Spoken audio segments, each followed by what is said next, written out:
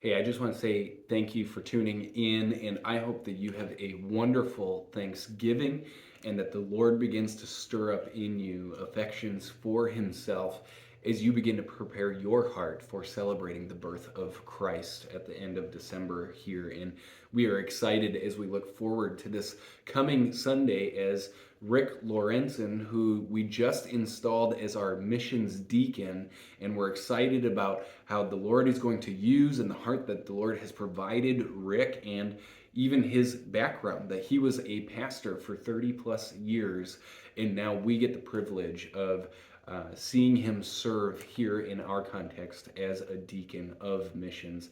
And so we're just praying that the Lord would go before him, bless him, and give him the team that he needs to be prepared to engage and lead the church in this area of ministry. And so I want to invite you to join me in praying to that extent.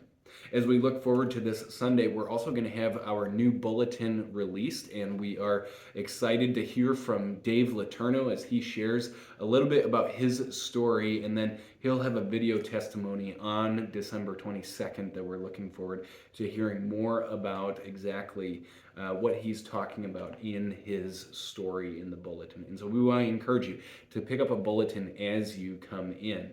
Additionally, we have our annual meeting coming up on December 8th. And so anyone who is interested in reading the reports in advance, this is really something that if you have questions, if you have things that you're wondering about, or if you want to be engaged in how the church is moving, questions need to be asked prior to December 8th. So we want to encourage you to go to the main office window and to ask for a copy of the annual report so that you can see what all the ministries have written, what they're doing, what they're up to, as well as what we're looking forward to in 2025. And so please engage with us. Please see that we're trying to be as transparent as we know how, and we want to share wherever there's questions and make sure that we're all in alignment as we move forward together to build God's kingdom in this place.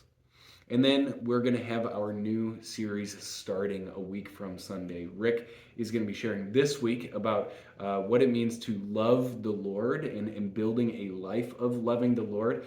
And this is going to be a theme for us in the coming weeks, that there is a affection for the Lord that we need to be intentional in stirring up in our own hearts and lives as we gear ourselves, as we look upward towards Him and lean into the presence of His Holy Spirit and cultivate a greater maturity of faith so that we can live out the life that He has called us to live. And it stirs up in us a greater affection that helps us to deny sin and helps us to grab hold of who He is. And so we're excited for this coming month and that challenge to embrace all of who God is and to love Him with all of our heart, soul, mind, and strength.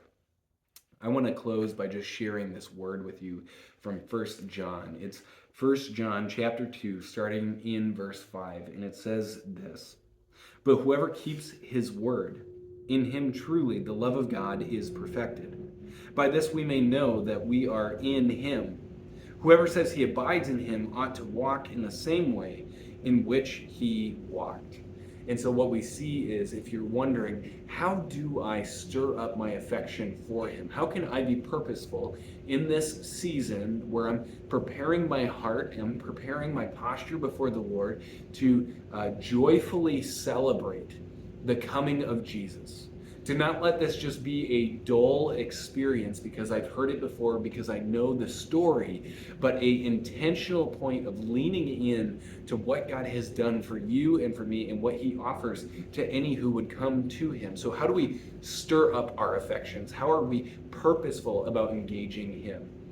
And I want to challenge you in this. First John says that we need to be diligent to keep His word, that love for God is perfected in keeping His word. And so I want to encourage you to choose a gospel, Matthew, Mark, Luke, or John, and to read through it over the course of December and to really keep asking that question again and again: how is the love of God revealed in this passage? Because it tells us a lot about who He is, and it helps us to embrace Him more fully. We're looking forward to celebrating this Christmas season with you, and we are excited to see what the Lord is going to do in and through us here at Grace Church. And we are praying that he would be exalted above all else. And we hope that you will join us in being intentional as we enter the Christmas season. Have a wonderful Thanksgiving. We are excited to worship with you on Sunday.